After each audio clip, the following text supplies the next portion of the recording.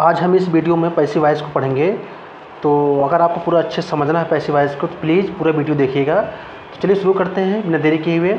Passive voice होता क्या है सबसे पहले जान लो।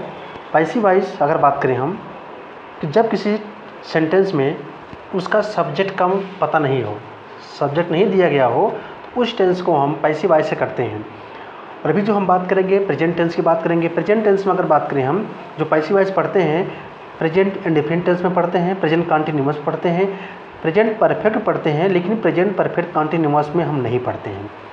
आगे हम देखते हैं किस तरह से हम इसको आगे पढ़ेंगे, इसके कुछ रूल देखते हैं। सबसे पहले देखिए, अगर कोई सेंटेंस पैसिव वॉइस में कैसे चेक करोगे आप, अगर वहाँ पर सब्जेक्ट नहीं दिया गया है, अगर वहाँ पर जो सेंटेंस स्टार्ट हो रहा है ऑब्जेक्ट से या सब्जेक्ट दिया भी रहेगा, दो केस हो सकते हैं। सब्जेक्ट दिया भी रहेगा, अगर उसको फिर चेंज करना है आपको पैसिव वॉइस में तो कैसे चेंज करेंगे उसको बताने वाला अभी मैं। अगर आपके सेंटेंस में आपको सब्जेक्ट नहीं मिल रहा है तो इसका मतलब वो सेंटेंस पैसिव वॉइस से बनेगा। जैसे देखते हैं, पहले एग्जाम्पल देखो। इस एग्जाम्पल में उदाहरण में दिया गया है रोहन को उसके पिता पीटते हैं। अब यहाँ देखिए कर्ता कौन है यहाँ पर। अगर आपको थोड़ा बहुत मालूम होगा कि कर्ता का क्या होता है, मुख्य क्रिया किस तरह से हम पहचानते हैं, तो आप यहाँ पता कर सकते हैं। कर्ता वही होता है जो पूरे सेंटेंस में एक्शन काम करता है, यानी जो पूरा काम को करता है, जिसके द्वारा कुछ एक्शन किया जाता है। जैसे आप देखिए रोहन को उसके पिता पीटते हैं। अब यहाँ पर रोहन को कौन पीटते हैं, तो रोहन को अगर देखेंगे आप तो उसके पिता पीटते हैं, यानी उसके पिता रोहन को पीटते हैं। यहाँ पर कर्ता कौन हो गए, कर्ता यहाँ पर हो गए रोहन के पिता। ठीक है, यहाँ पर जाएगा रोहन के पिता उनको पीटते हैं, तो रोहन के जो पिता हो गए ये सब्जेक्ट हो गया। ठीक है, तो सेंटेंस है यह है प्रेजेंट इंडेफिनिट टेंस है। इसकी पहचान क्या होती है ये सब कुछ सबसे पहले हम देख लेते हैं। पहचान की अगर बात करें हम इस टेंस की, सबसे पहले जो पैसिव वॉइस पढ़ेंगे हम प्रेजेंट इंडेफिनिट टेंस को पढ़ने वाले हैं। तो सबसे पहले मुझे थोड़ी बहुत जो एक्टिव वॉइस को समझना ज़रूरी है कि किस तरह पहचानते हैं किसी सेंटेंस को। तो प्रेजेंट इंडेफिनिट टेंस की पहचान जो होती है मैं ऑलरेडी पढ़ा चुका हूँ, अगर आप नहीं देखें जाकर वीडियो को देख लीजिएगा। उसकी पहचान होती है अगर किसी सेंटेंस के लास्ट में कोई हिंदी वाक्य उसके अंत में ता है, ती है या ते हैं पाया जाए, तो वह जो हमारा वाक्य होता है वो होता है प्रेजेंट इंडेफिनिट टेंस होता है। सहायक क्रिया बात करें तो सहायक क्रिया इसकी दो होती हैं, डू एंड डज होती है। मेन वर्ब बात करते हैं तो मेन वर्ब जो होता है अगर सिंगुलर सब्जेक्ट है यानी एक वचन करता है, जैसे ही सी इट ऑल नेम, तो वहाँ पर जो मेन वर्ब होता है उसमें यस या ईएस जोड़ देते हैं, या बोलते हैं उसको हम फर्स्ट फॉर्म या फिफ्थ फॉर्म बोलते हैं। ठीक है, इसी तरह से अगर हमारा जो कर्ता है प्लूरल है यानी बहुवचन है, कौन कौन से होते हैं कर्ता, आई वी यू दे या दो नाम साथ आ जाए तो हमारा होता है प्लूरल होते हैं। उसमें क्या करते हैं, उसमें जो मेन वर्ब होता है उसका हम फर्स्ट फॉर्म लिखते हैं। तो कह सकते हैं यहाँ पर मेन वर्ब में कि अगर हमारा सिंगुलर सब्जेक्ट है तो वहाँ पर हम मेन वर्ब में फर्स्ट या फिफ्थ फॉर्म जोड़ते हैं। ठीक है, अगर वहीं पर हमारा सब्जेक्ट आ गया है प्लूरल तो क्या करते हैं, हम उसका सिर्फ और सिर्फ फर्स्ट फॉर्म लिखते हैं। ठीक है, अब अगर बात करें स्ट्रक्चर का, स्ट्रक्चर में अगर बात करें हम दो टाइप्स बन सकता है। अगर हमारा सेंटेंस सिंपल सेंटेंस है, सिंपल सेंटेंस में क्या करते हैं, हम सब्जेक्ट लिखेंगे, मेन वर्ब यानी मुख्य क्रिया में हम अगर हमारा जो है सब्जेक्ट सिंगुलर है तो वहाँ पर वहाँ पर हम फिफ्थ फॉर्म लिखते हैं। ठीक है, फिफ्थ फॉर्म लिखेंगे। लेकिन अगर हमारा जो है सब्जेक्ट हो गया प्लूरल यानी बहुवचन, तो वहाँ पर फर्स्ट फॉर्म लिखते हैं। तो एक तरफ से हम कह सकते हैं कि जो मेन वर्ब होता है उसका फर्स्ट या फिफ्थ फॉर्म लिखते हैं, उसके बाद फिर ऑब्जेक्ट लगा देते हैं। फर्स्ट फॉर्म फिफ्थ फॉर्म क्या होता है थोड़ा देख लेते हैं। मान लो कोई मुख्य क्रिया है, ईट हो गया, EAT ईट हो गया। इसका सेकंड फॉर्म क्या होता है ईट का, एक मिनट, ईट की जो सेकंड फॉर्म क्या होगा, एक हो गया ईट, इसका सेकंड फॉर्म होता है एट, और फिर थर्ड फॉर्म क्या होता है ईटन। इस तरह से फोर्थ फॉर्म क्या होगा ईटिंग, ING जोड़कर हम बना देते हैं इसको फोर्थ फॉर्म। और जो आएगा इसका फिफ्थ फॉर्म, वहाँ क्या लग जाता है, बस उसमें कुछ नहीं करना है, यस या ईएस जोड़ दो। कैसे ईएस जोड़ते हैं, कहाँ ईएस जोड़ते हैं, ये सब चीज़ को अगर आप जाएंगे हमारे जो प्लेलिस्ट है सेंटेंस का, वहाँ पर मैं प्रेजेंट इंडेफिनिट टेंस को काफ़ी अच्छे समझाया हूँ। ठीक है, यहाँ देखिए तो हो गया ईट, एट, ईटेन फर्स्ट फॉर्म, ये सेकंड फॉर्म हो गया, ये थर्ड फॉर्म हो गया, ईटिंग हो गया हमारा फोर्थ फॉर्म हो गया। उसमें जब यस यस जोड़ देते हो जाता है हमारा फिफ्थ फॉर्म हो जाता है। तो इस तरह से मैंने आपको बता दिया कि कौन सा फॉर्म फर्स्ट है, कौन सा सेकंड है, थर्ड है, फोर्थ है, फिफ्थ में बता दिया हूँ। बाकी आप जब वीडियो देखेंगे जो मैं बनाया हूँ सेंटेंस का, तो आपको पूरा समझ में आ जाएगा। ठीक है, तो ये बताया स्ट्रक्चर में अगर सिंपल सेंटेंस हमारा है तो उसमें क्या करते हैं, सब्जेक्ट मेन वर्ब हो गया, उसका फर्स्ट या फिफ्थ फॉर्म लिखेंगे, फिर ऑब्जेक्ट लिखेंगे। फर्स्ट फॉर्म कहाँ लगाते हैं, जब हमारा सिंगुलर सब्जेक्ट है वहाँ फर्स्ट फॉर्म लिखेंगे, सॉरी अगर सिंगुलर फॉर्म है यानी एक वचन करता है ही सी इट ऑल नेम, तो वहाँ लिखेंगे हम फिफ्थ फॉर्म लिखेंगे। अगर वहीं पर हमारा जो सब्जेक्ट है प्लूरल है, बहुवचन है, आई वी जो दे है, तो वहाँ पर उसका पहला फॉर्म यानी फर्स्ट फॉर्म लिखते हैं। लेकिन अगर सेंटेंस हमारा निगेटिव या इंटेरोगेटिव हो गया, फिर जाकर हम उसमें सहायक क्रिया डू डज का प्रयोग करते हैं और जो मेन वर्ब है मुख्य क्रिया उसका फर्स्ट फॉर्म लिखते हैं, नहीं तो हम डू डज का प्रयोग नहीं करते हैं। ठीक है, ये तो हो गया हमारा प्रेजेंट इंडेफिनिट टेंस पहचानने की जो है तरीका है। इसको एक्टिव थोड़ा आप बोल सकते हैं, या जो है अभी जो बताया भाई एक्टिव वॉइस है। ठीक है, एक्टिव वॉइस से अब देखते हैं, समझते हैं इसको हम। यहाँ देखिए अब क्या है, पैसिव वॉइस कैसे बोलोगे, जब हमारा सेंटेंस जो स्टार्ट होता है ऑब्जेक्ट से यानी सब्जेक्ट नहीं दिया गया हो। अब इस सेंटेंस को आप अच्छे से देखिएगा और पहचानिए कि कौन से सेंटेंस में, कौन से वाक्य में आपको सब्जेक्ट दिख रहा है, कौन से नहीं दिख रहा है। जैसे आपको पहला सेंटेंस देखिए, रोहन को उसके पिता पीटते हैं। अब यहाँ पर अगर आप देखेंगे इसमें कर्ता क्या होगा, कर्ता क्या होता है, आप बचपन से पढ़ते आ रहे होंगे। कर्ता क्या होता है, कर्ता जिसके द्वारा कोई एक्शन किया जाता है पूरे सेंटेंस में। अब यहाँ पर क्या है, रोहन कौन पीट रहा है, रोहन को उसके पिता पीट रहे हैं।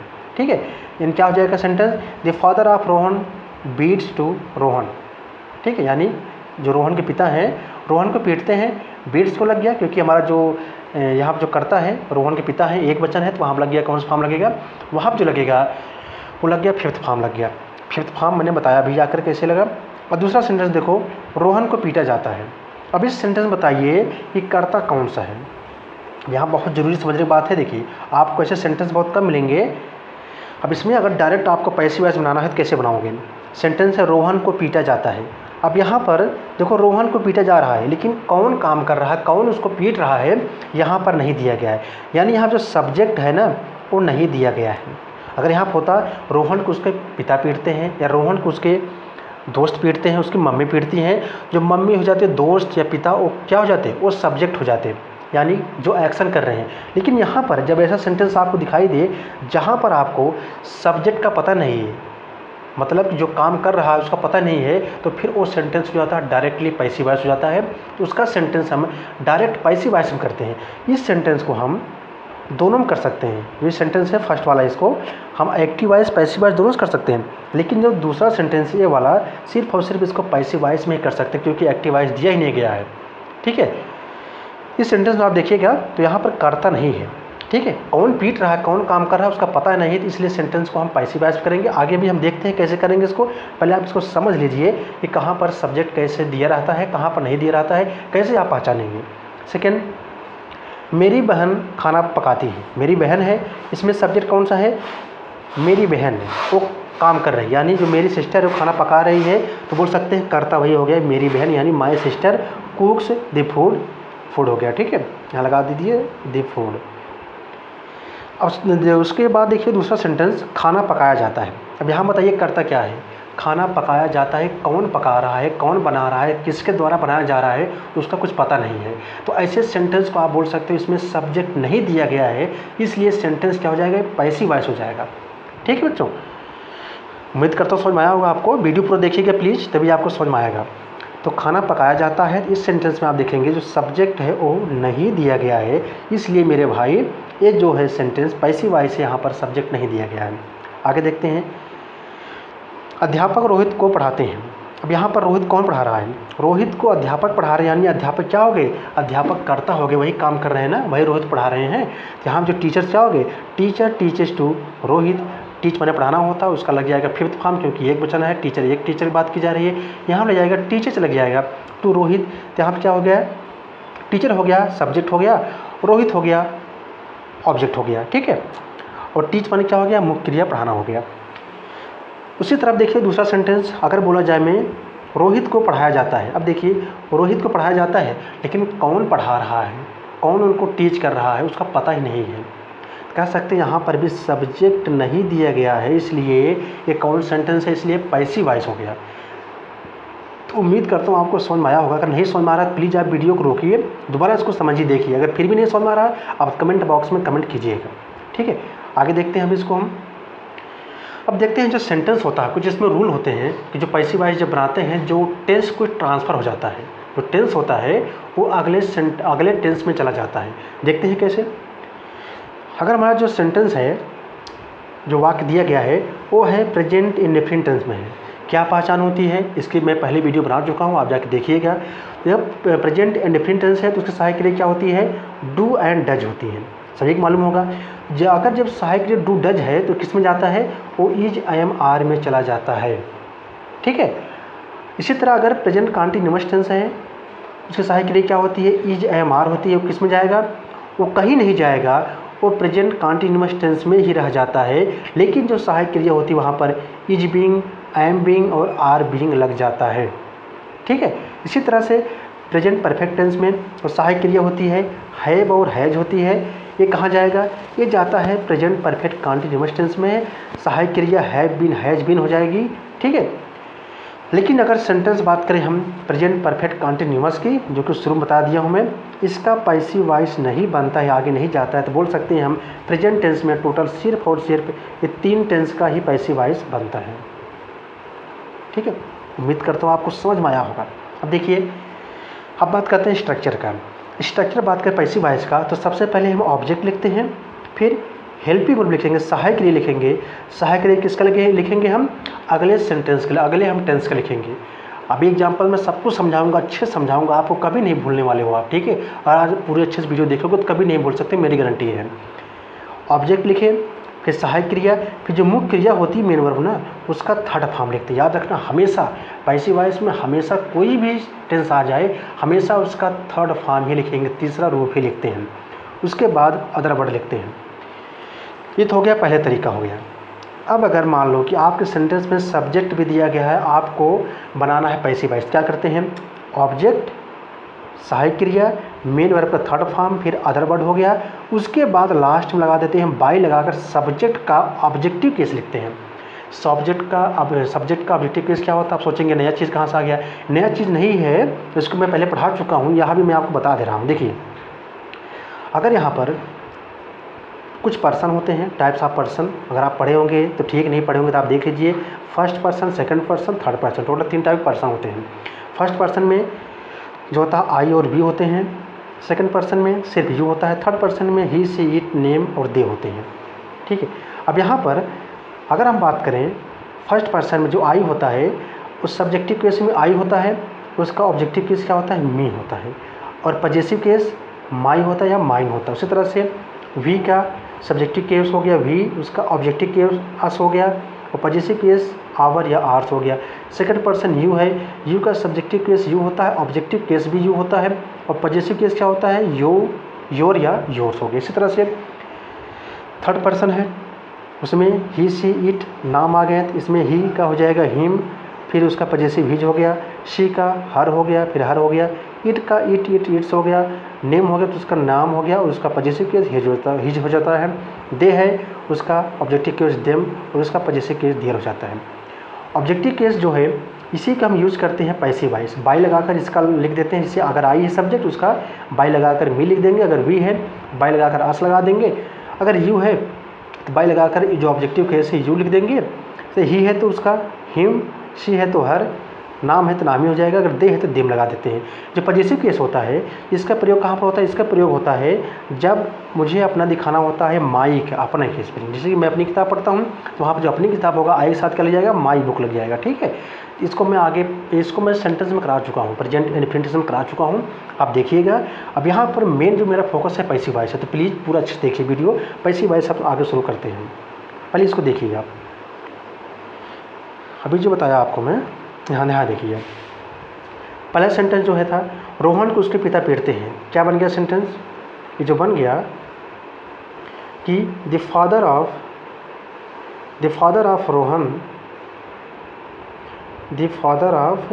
रोहन बीट्स टू रोहन, ठीक है। यहाँ बन गया, यहाँ पर एक मिनट, थोड़ा पेन से नहीं चल रहा है। हाँ, यहाँ क्या हो गया? द फादर्स ऑफ रोहन, यानी जो रोहन के पिता हैं रोहन को पीटते हैं, ठीक है, ये सेंटेंस बन गया कि रोहन को पिता उस रोहन को पीटते हैं। अगर आप इसको पैसिव वॉइस चेंज करें, कैसे चेंज करेंगे?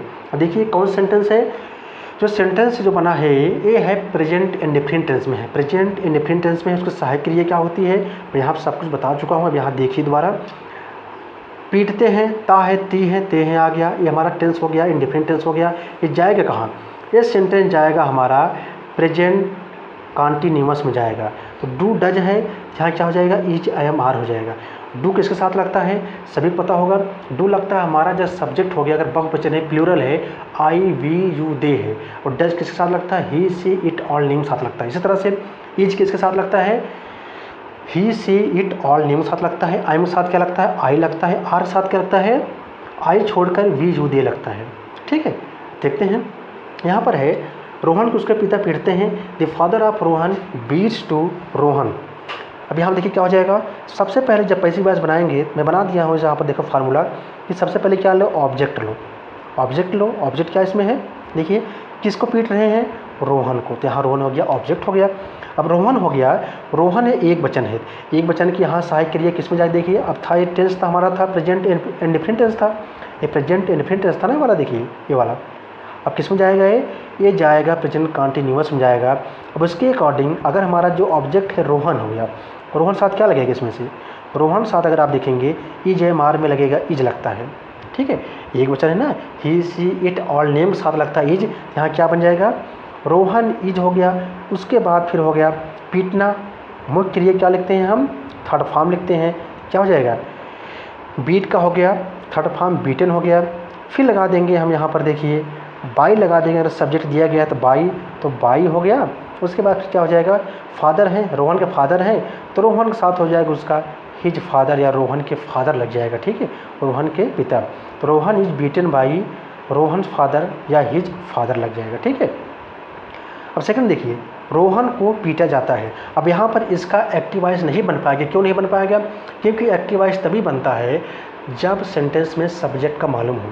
यहाँ सब्जेक्ट दिया नहीं गया है, तो क्या होगा, यहाँ देखिए रोहन हो गया ऑब्जेक्ट, रोहन को पीटा जाता है ना, रोहन को खुद पीटा जा रहा है, तो रोहन क्या बन जाएगा, रोहन बन जाएगा ऑब्जेक्ट। यहाँ बन गया रोहन, फिर रोहन एक वचन है, डू डज है, पीटा जाता है, तो किस में जाएगा, इज में जाएगा। तो क्या हो जाएगा, रोहन इज, फिर किस मतलब पीटना होता है, बीट माने पीटना, बीट हो गया मुख्य क्रिया, तो मुख्य क्रिया क्या लगाएंगे हम, मुख्य क्रिया लगा देंगे हम, थर्ड फॉर्म लगा देंगे, तो इसलिए क्या बन जाएगा, ये रोहन इज बीटन। अब यहाँ पर अगर करता होता, सब्जेक्ट होता, तो मान लो उसके बोला जाता है उसकी मम्मी पीटती है, तो क्या हो जाता है यहाँ पर, बाई हिज मॉम। अगर उसकी मम्मी नहीं दी गई है तो सिर्फ ऐसे आप लिख के छोड़ दीजिए। ठीक है, अगर आप अक्सर सेंटेंस पढ़ते होंगे कहीं भी, तो आपको हमेशा बाई मिलेगा ही मिलेगा।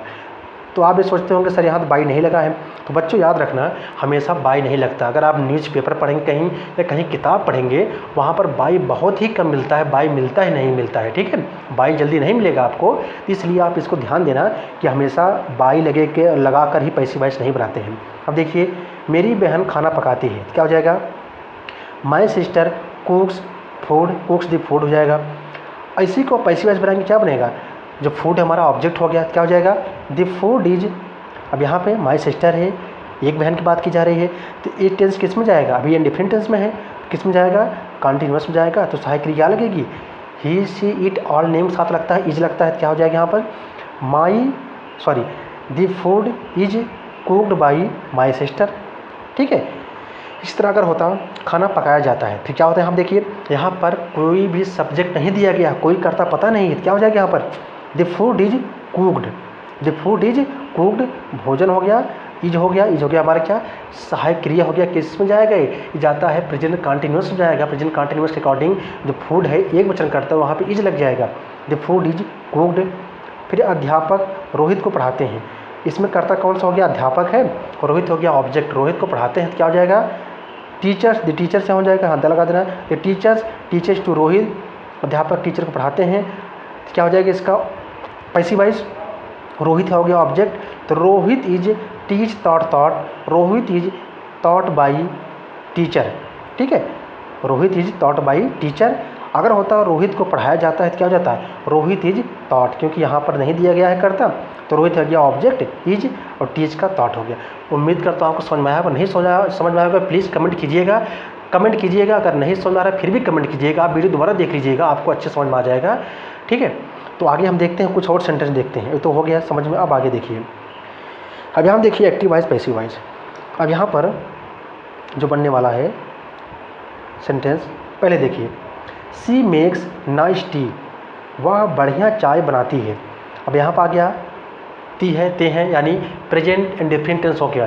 क्या बन जाएगा, वह बढ़िया चाय बनाती, क्या हो जाएगा, सी मेक्स, वह बनाती है, नाइस टी यानी बढ़िया चाय बनाती है, तो हो गया हमारा एक्टिव वॉइस। अब पैसिव वॉइस क्या बनेगा, अब पैसिव वॉइस में उठाइए सबसे पहले ऑब्जेक्ट, क्या हो जाएगा, जो नाइस टी है ये ऑब्जेक्ट हो गया, नाइस टी हो गया।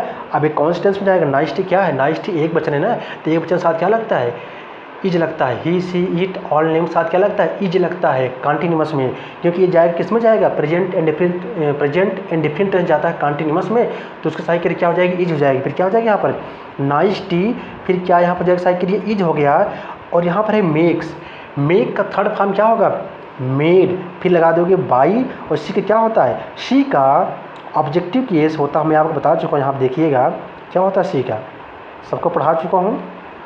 सी का होता है, देखिए यहाँ पर सी का ऑब्जेक्टिव केस क्या होता है, हर हो जाता है। ठीक है, जिस तरह यहाँ पर क्या बन गया, nice tea is made by her, उसके द्वारा बढ़िया चाय बनाई जाती है, इसका अर्थ हो जाएगा। सेकंड देखिए, नौकर कमरों को साफ करता है, the servant cleans the room, नौकर है, नौकर काम कर रहा है, क्या कर रहा है, साफ कर रहा है रूम, रूम क्या हो गया, ऑब्जेक्ट हो गया।